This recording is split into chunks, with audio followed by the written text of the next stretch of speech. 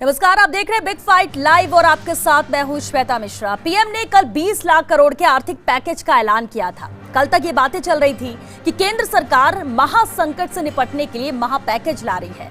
कल कांग्रेस ने कहा था ये बड़ी हेडलाइन बनाने की कोशिश है, लेकिन अखबार का पन्ना खाली है। वहीं आज वित्त मंत्री के ऐलान के बाद हाफती इकोनॉमी को ऑक्सीजन मिलने की बात कही जा रही है, लेकिन विपक्ष इसे बिग जीरो बता रहा है। कह रहा है कि डिटेल का इंतजार है, क्योंकि खेल डिटेल में ही होता है। देखते हैं ये ऐलान आर्थिक वैक्सीन है या बिग जीरो। आज चर्चा इसी पर।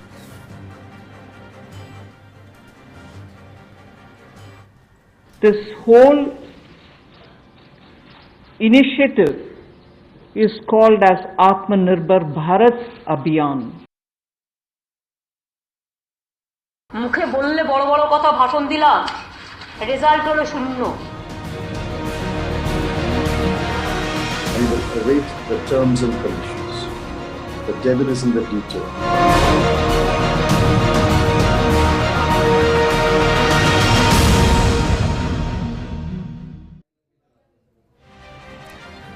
चर्चा इस पर करेंगे, लेकिन उससे पहले आपको बताते किस ऐलान से किसे फायदा मिला है। तो इनकम टैक्स रिटर्न फाइलिंग की डेडलाइन यहां पर बढ़ा दी गई है।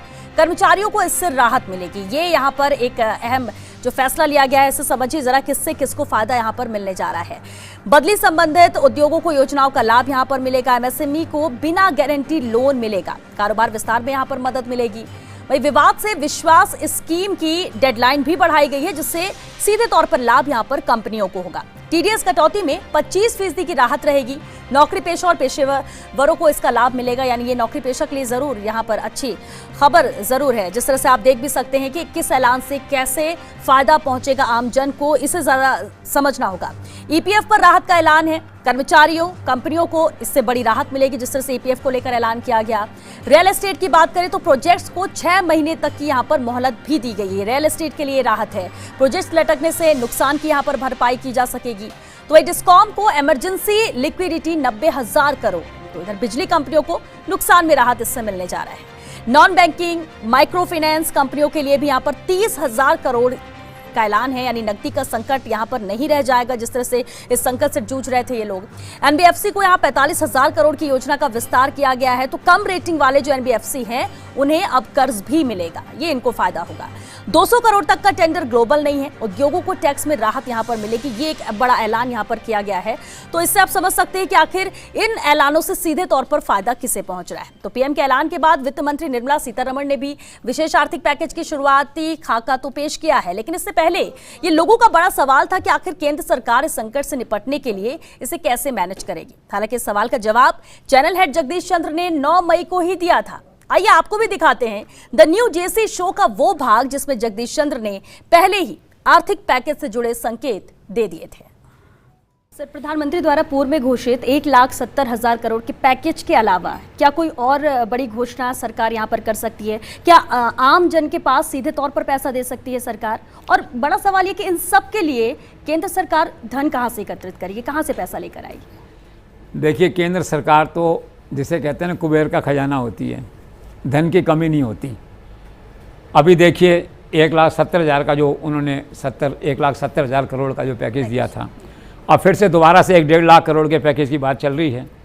और रही बात इसकी कि पैसा कहाँ से आएगा, तो आरबीआई से 2 लाख करोड़ रुपए लेने की स्थिति में सरकार पिछले साल जो है 1,76,000 करोड़ रुपए लिए थे। फिर 30,000 करोड़ के डिविडेंड्स हैं, वो आने हैं उनके पास में, तो 2 लाख करोड़ रुपए ये हो जाएंगे। फिर क्या आपने कि सैलरीज में कटौती की, महंगाई भत्ता वगैरह 50,000 करोड़ सब मिला के उसमें बच जाएंगे। एमएलएज एमपीज़ का जो कोटा है आपने वो उसको स्थगित कर दिया है 2 साल के लिए। तो ये सारा मिला के 150 करोड़ के आसपास, 1.5 लाख करोड़, बल्कि यूँ कहिए 150 करोड़ और ये 500 करोड़ ऐसे टोटल करते हुए 1.5 लाख करोड़। तो कुल मिला के सरकार के पास क्या 3-3.5 लाख करोड़ का पैकेज होगा। ठीक है, धन की कमी नहीं है। सरकार को खर्च के लिए क्या है कि अपनी वो क्या कहना चाहिए, ट्रेंड को, इच्छा को या माइंड मेकअप करना पड़ेगा। राज्यों के मुख्यमंत्री मांग रहे हैं पैसा। तो क्या छोटे उद्योगों के लिए ऐलान से आत्मनिर्भर बनेगा भारत? मोदी के राहत पैकेज का मतलब क्या है? क्या मोदी मंत्र से पटरी पर जीवन आएगा? अहम सवाल ये कि आर्थिक वैक्सीन है ये या फिर बिग जीरो? इसी पर हम चर्चा करेंगे। बिग फाइट लाइव में हमारे साथ बेहद खास मेहमान जुड़ चुके हैं, चलिए उनसे रूबरू करा दिया आपको। भाजपा विधायक अनीता बघेल जी हमारे साथ हैं, सुनील परिहार जी हैं, वरिष्ठ कांग्रेस नेता है, पूर्व राजसिको के चेयरमैन है, और साथ ही अर्थशास्त्री सुभद्र पापड़ीवाल जी भी हमारे साथ हैं। आप सभी का बहुत स्वागत है बिग फाइट लाइव में। अनीता जी, आपसे शुरुआत करते हैं। देखिए, इंतजार बहुत था कि कोई बड़ा राहत पैकेज आएगा, वो ऐलान भी किया गया। इस पैकेज को कैसे देखते हैं, आर्थिक वैक्सीन के तौर पर या बिग जीरो जिस तरह से विपक्ष भी कह रहा है, इस पर क्या कहेंगे?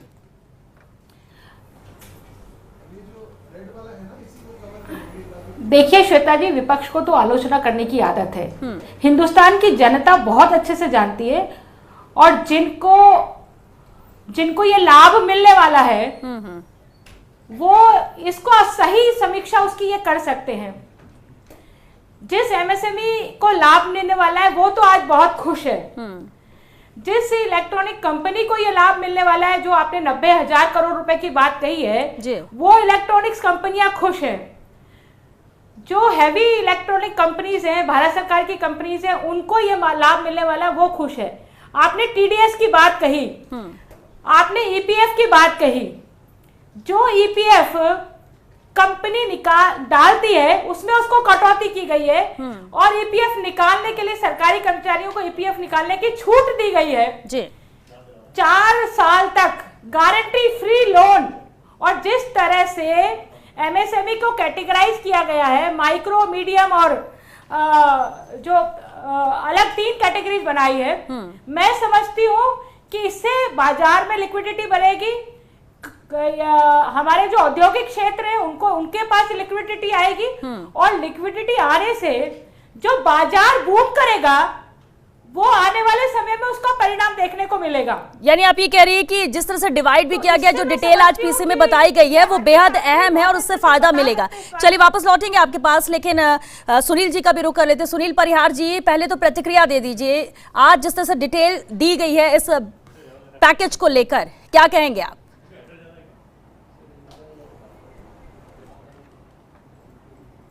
मेरा ये निवेदन है जी, अभी जो मैडम बोल रही थी, सबसे ज़्यादा आज जो हमारे असंगठित क्षेत्र के जो कर्मचारी हैं, छोटे छोटे जो लघु उद्योग हैं, जो आज अपेक्षा लगा के बैठे हुए थे, श्रमिकों का हमारा भुगतान नहीं हो रहा है।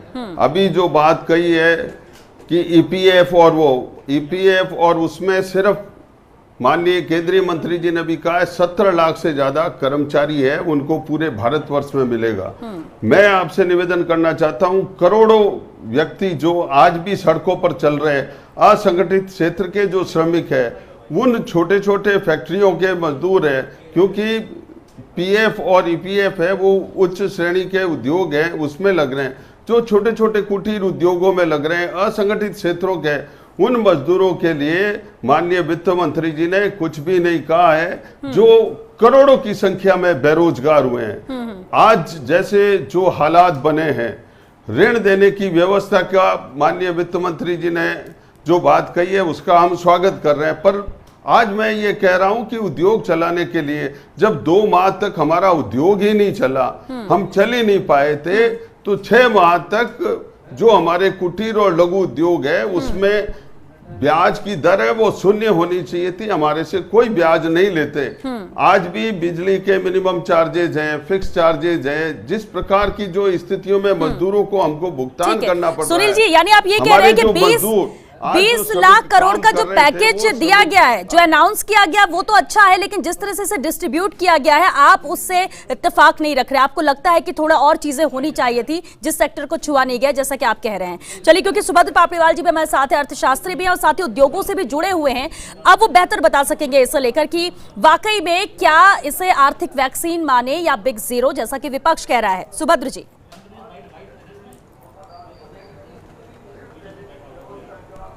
देखिए, ना तो ये आर्थिक वैक्सीन का मामला है, ना कोई बिग जीरो का मामला है।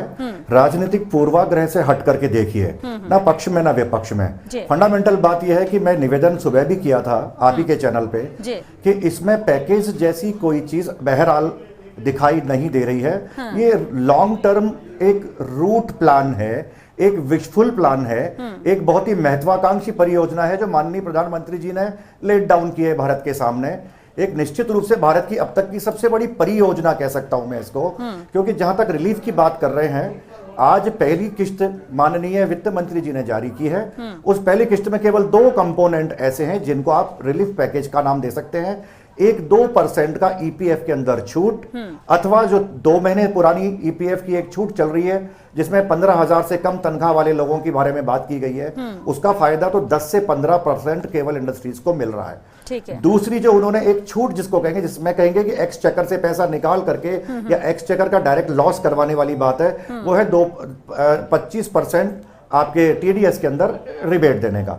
इसके अलावा आपने कर्जा लेने की बात की, तो कर्जा तो बैंक वाले टेलीफोन कर करके वैसे ही दे रहे हैं हमको। वो तो हमसे पूछे बिना उन्होंने हमारी क्रेडिट कैश लिमिट जो है 20-20, 25-25% बिना पूछे बढ़ा दी है। आज नहीं, आज के 3 या 4 महीने पहले बढ़ा दी है। तो कर्जा लेकर के हम इन 3 महीनों का नुकसान फिर से कर्जे के रूप में चुकाएंगे, ये संभव नहीं है।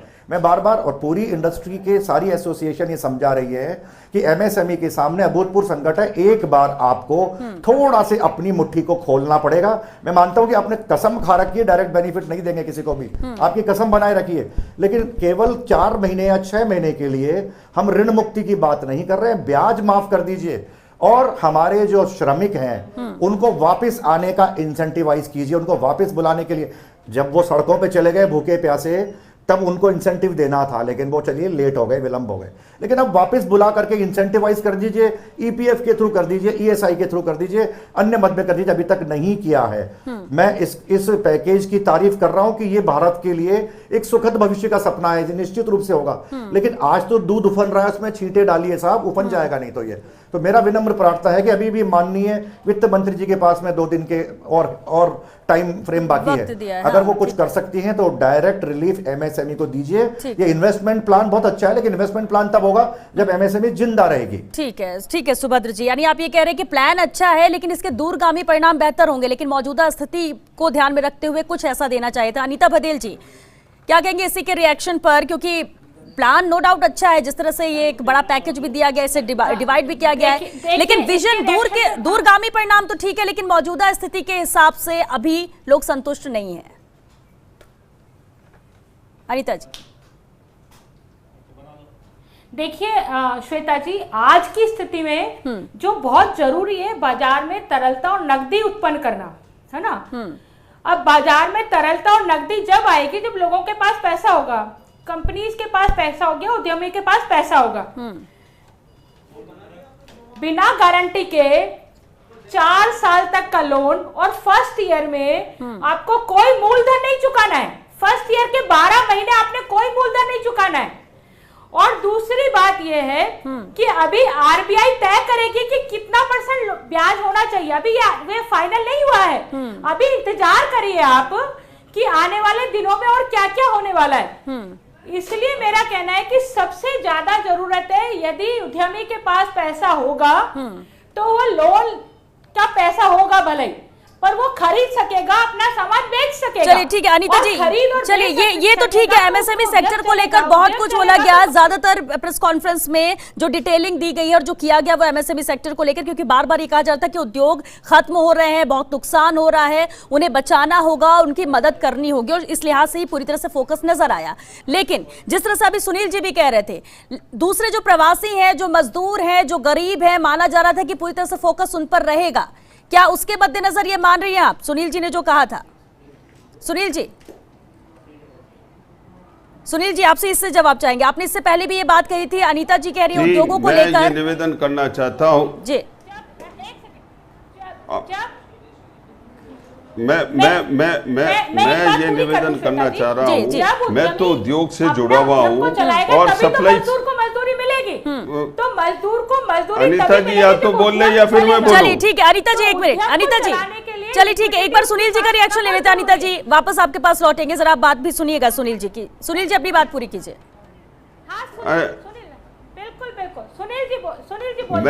मैं अनीता जी से निवेदन करना चाहता हूं, मैं तो स्वयं उद्योग चला रहा हूं, मुझे मालूम है छोटे छोटे जो उद्योग है और हमारी जो सप्लाई चैनल है। माननीय वित्त मंत्री जी ने हमारे बहुत बड़ी जो हमारी सप्लाई चेन है, जो कि रिटेलर है, रिटेल की एक एक दुकान लगाकर जो आदमी बैठा हुआ है, 2 माह से वो बंद बैठा है। उसके जो श्रमिक काम कर रहे हैं, छोटे दुकानदार के उनका किराया लग रहा है, उनके न्यूनतम बिजली के चार्जेस लग रहे हैं, वो सप्लाई चैनल आज की तारीख में इतना कमजोर हो गया है। हम आत्मनिर्भर भारत की बात कर रहे हैं, उस चैनल को, जो तमाम चैनलों को पूरा सम्मिलित करके और उसको नहीं किया गया, तो ये जो हमारे लघु उद्योग के लोग हैं, जो छोटे आदमी काम कर रहे हैं, उन लोगों को अत्यंत दुविधा रहेगी। इसलिए मैं आपके माध्यम से आग्रह करना चाहता हूं कि ऐसे श्रमिकों को और इस प्रकार की व्यवस्था करें, जिस प्रकार से पेड़ीवाल जी ने कहा था कि अभी हमारा जो ये समय है, निश्चित रूप से आरबीआई की गाइडलाइन आए, उसमें 4 माह 6 माह तक अगर ऋण की शून्यता रहे, किसी भी प्रकार के ऋण पे ब्याज शून्य रहेगा, तो डेफिनेटली इंडस्ट्री पाइपलाइन पे आएगी और उसको अच्छा पैकेज मिलते हुए वो अपने पांव पे खड़ा हो पाएगा। पर हम निश्चित रूप से, हमारे उद्यमी बहुत ऊर्जाशील और उद्यमशील है और संयमशील भी है। मैं उनको धन्यवाद देना चाहूँ कि उद्योगों ने और उद्यमियों ने आज भी विपरीत परिस्थितियों में भी उठने का अपना प्रयास किया है। इंटरेस्ट माफ होना चाहिए, ब्याज माफ होना चाहिए, आप ये कह चाह रहे थे कि अगर ये होता तो बहुत ज्यादा राहत यहाँ पर मिल सकती थी। सुनील जी, लौटेंगे आपके पास। सुभद्र पापड़ीवाल जी, देखिए आपने बिल्कुल ठीक कहा, ना तो आर्थिक वैक्सीन है ना जीरो है, बीच का यहाँ पर, यानी कुछ को फायदा है और कुछ में दूरगामी यहाँ पर परिणाम मिलेंगे, लेकिन मौजूदा स्थिति की हम बात कर रहे हैं। अब ऐसे में पी चिदम्बरम कहते हैं कि ठीक है, पैकेज बहुत अच्छा है 20 लाख करोड़ का, लेकिन जो गड़बड़ होती है वो डिटेलिंग में होती है, यानी कि जब विस्तार से कहां कितना दिया गया उससे समझ में आएगा कि ये बेहतर है या नहीं है। इकोनॉमिकली अगर बात करें तो इसे किस तरह से देखेंगे, कितना ये बैलेंस नजर आता है, या फिर कुछ ऐसी चीजें हैं जिस पर फोकस होना चाहिए था लेकिन उसे टच नहीं किया गया? जी नहीं, मैं निवेदन करता हूं आपको। देखिए, मैं फिर से कह रहा हूं कि ये पॉलिटिकल रेटोरिक्स का विषय नहीं है। फिर से ढंग से समझने की बात यह है कि हम भुक्तभोगी लोग हैं। हम सीधी सीधी बात ये कह रहे हैं कि ये एक बहुत विशफुल और बहुत शानदार कार्य योजना है, रूट प्लान बहुत शानदार है। और ये ऐसा रूट प्लान है जो मैंने सुबह भी कहा था कि ये 15 अगस्त को लाल किले से बोलने लायक साइज का प्लान है। भारत ने आज से पहले 20 लाख करोड़ का वन गो पैकेज कभी नहीं देखा है। ये बहुत बड़ा पैकेज है, बिल्कुल। लेकिन पैकेज शब्द का जहां इस्तेमाल करते हैं मान्यवर, तो आप समझने की कोशिश करें कि पैकेज का मतलब है रिलीफ पैकेज। अब रिलीफ पैकेज इस 20 लाख करोड़ में से कितना % पार्ट आप डायरेक्ट एक्सचेकर से निकाल रहे हैं और एक कैश के रूप में, यानी डायरेक्ट कैश लॉस के रूप में आप बर्दाश्त करने की हिम्मत दिखा रहे हैं, चाहे एमएसएमई को, चाहे हमारे श्रमिकों को, अन्यथा पटरी पर बैठने वाले छोटे छोटे व्यापारियों को, और वो दुकानदार जो लॉकडाउन के अंदर या कर्फ्यू एरियाज के अंदर अपने रोजमर्रा के धंधे को पूरी तरह से बंद करके बैठे हुए हैं, उनके लिए तो आपको रूट मैप से काम नहीं चलेगा। वो बड़ा इन्वेस्टमेंट लेकर के आगे जाने क्या करेंगे, लेकिन आज तो जिंदा रहने लायक परिस्थितियां देखिए। जो ट्रेसेबल लॉसेज हैं वो दिखाई देते हैं, नॉन ट्रेसेबल डैमेजेस आपको दिखाई नहीं देते हैं। जो हमारे मानस पटल के ऊपर एक हमारे अंदर भय का जो माहौल बन गया है, उसमें आधे उद्यमी तो खड़े ही नहीं हो पाएंगे। तो आपको डायरेक्ट बेनिफिट की बात गंभीरता से सोचनी पड़ेगी, चाहे वो आपको अपनी कसम तोड़नी पड़े। अनीता जी, आपने अभी कहा कि इसमें थोड़ा सा वक्त लगेगा लेकिन सोचा जा रहा है, लेकिन जिस तरह सुभद्र पापड़ीवाल जी कह रहे हैं ये बिल्कुल ठीक है। मौजूदा स्थिति को जो बिल्कुल खत्म होते जा रहे हैं उन्हें स्टैंड करना भी बहुत जरूरी है। अनीता जी, देखिए श्वेता जी, जो एनपीए हो गए हैं या जो उद्योग ग्रोथ नहीं कर पा रहे हैं, स्पष्ट रूप से निर्मला सीतारमण जी ने कहा कि उनकी गारंटी सरकार की है ना। अब उनकी गारंटी जब सरकार ले रही है तो निश्चित रूप से उद्यमियों को किसी प्रकार की डरने की जरूरत नहीं है। ये आत्मविश्वास के साथ खड़े होने की वक्त है, खड़े होने की हिम्मत सरकार ने दी है उसको कि वो आत्मविश्वास के साथ खड़ा हो। चलिए, अगर हिम्मत भी है और खड़ा भी हो जाता है तो भी तो पैसा चाहिए ना अनीता जी। फाइनेंशियली तौर पर तो मजबूत होना पड़ेगा, कुछ तो हाथ में होना पड़ेगा। मैं वही श्वेता जी, श्वेता जी मेरी पूरी बात सुनिए, आप पूरी बात सुनिए। मैंने जो बात कही है उसके आगे की बात यह है कि सरकार ने जो ईपीएफ की या टीडीएस की जो भी व्यवस्थाएं की हैं, वो इसलिए क्योंकि एक उद्यमी को मान लो 40 लाख का उसके पास लोन है, तो 10 लाख रुपए का उसको जो है फायदा होगा ये फायदा अल्टीमेटली उस उद्यमी को होगा। तो जब उद्यमी को ही फायदा होने वाला है, उसको लोन की किस्त में फायदा होने वाला है, उसको ब्याज में फायदा होने वाला है, तो निश्चित रूप से ये अल्टीमेटली उस लेबर के पास ही जाने वाला है जो लेबर वहां एम्प्लॉयड है। और जो खुले सेक्टर के लोग हैं उनको जैसे पहले कहा गया कि लेकिन अनीता जी यहाँ कब फायदा पहुंचेगा, कब उनको फायदा पहुंचेगा, कब लेबर तक ये जाएगा और कैसे लेबर स्टैंड करेगा, वापस उसी दिनचर्या में आएगा जो भी परेशान है। ये बातें करने में तो लग रहा है, लेकिन ये इतनी जल्दी होता नजर नहीं आया। सुभद्र जी, सुभद्र जी, लेबर के लिए ये लेबर के लिए अल्टीमेटली अर्थव्यवस्था एक पूरी चैन है और ये चैन में देखिए लेकिन अनीता जी चलिए ठीक है, चलिए अनीता जी मान लेते हैं, और ये सब एक दूसरे पर डिपेंड करता है, ये चेन है, लेकिन ये चेन जब तक उन तक पहुंचेगी तब तक वो रह भी जाएंगे। आज जिस तरह से परेशान हो रहे हैं वो उस चेन का इंतजार नहीं कर सकते कि जब तक हमारे पास आए और इसके बाद हम स्टैंड करें। सुभद्र जी।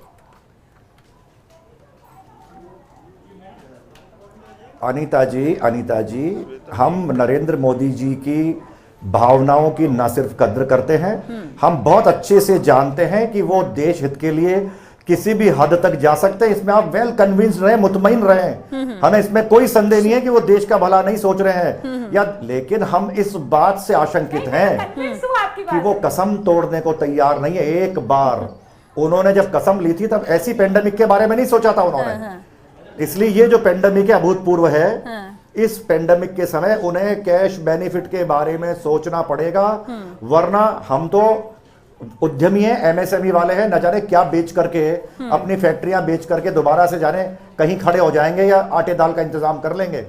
लेकिन जो श्रमिक वर्ग है, उस श्रमिक वर्ग को कितने दिन आप घर बैठे राशन दे देंगे? ये बात देखने की है, सोचने की है कि वो जब तक वापस अपनी फैक्ट्रियों में नहीं लौटेगा तब तक आप इकोनॉमी का व्हील रोल ऑन नहीं कर पाएंगे। इसलिए आपको बहुत बड़े ढंग से, आप अभी टीडीएस की बात कर रहे थे, आपको पता है टीडीएस का मेजर कंपोनेंट शेयर किया जाता है सर्विस इंडस्ट्री के द्वारा। मैन्युफैक्चरिंग इंडस्ट्री का क्या लेना देना है टीडीएस से, क्या कितना लेना देना है, ठीक है। और ईपीएफ की आप बात करते, मैंने पहले भी कहा, आपने ध्यान नहीं दिया, 10 से 15% एमएसएमई इकाइयां उसके कवर में आ रही है, सिर्फ केवल उनको ही बेनिफिट मिल रहा है, बाकियों को नहीं मिल रहा है। क्योंकि आपने कहा कि 15,000 से तनख्वाह वाले लोग 15% से कम होने चाहिए। अरे 25 लोगों की इकाई के अंदर तो 4 लोग, एक क्वालिटी मैनेजर, एक अकाउंटेंट, एक प्रोडक्शन मैनेजर, हो गए 18%। तो ये चलने वाला नहीं है। देखिए, आई वॉश करने से नहीं होगा, थोड़ा इसमें परिवर्तन की जरूरत है। बिल्कुल, मैं यकीन से कह सकता हूं कि वो बहुत जेनरस है। चलिए सुभद्र जी, क्योंकि वक्त खत्म हो चुका है, बहुत शुक्रिया आप सभी का इस चर्चा में शामिल होने के लिए। सुभद्र जी बिल्कुल, लेकिन ये अहम बात है, बिल्कुल अभी मौजूदा स्थिति क्या है, उसमें क्या बेनिफिट दिया जाना है, वो भी ध्यान देना होगा। उस जिसमें आते हैं हमारे प्रवासी जो मजदूर हैं, जो श्रमिक हैं, वो इंतजार कर रहे हैं। माना कि बहुत फायदा दे रहे हैं एमएसएमई सेक्टर को लेकर, उद्योगों की बात करें, ठेकेदारों की बात करें, आम कर्मचारियों की बात करें, बहुत कुछ देने की कोशिश की है कि मदद पहुंचाई जा सके। लेकिन उससे अहम यहाँ पर ये हो जाता है कि जो एक तबका है श्रमिकों का, जो गरीबों का, जो उद्योगों पर डिपेंड करता है, जिसे 2 वक्त की रोटी चाहिए, कमाना चाहता है, उसके लिए कुछ ना कुछ और होना चाहिए था। कुछ ऐसा ऐलान कि डायरेक्ट कैश उन तक पहुंचे, डायरेक्ट बेनिफिट उन तक पहुंचे, इसके लिए शायद उम्मीद और भी लगाए बैठे हो। अब हालांकि देखना होगा कि क्या इसमें कुछ परिवर्तन किया जाता है या फिर इसी को लेकर ही आगे का विजन रखा गया है। चलिए, 6 बिग फाइट लाइव में आज के लिए बस इतना ही, दीजिए इजाजत, नमस्कार।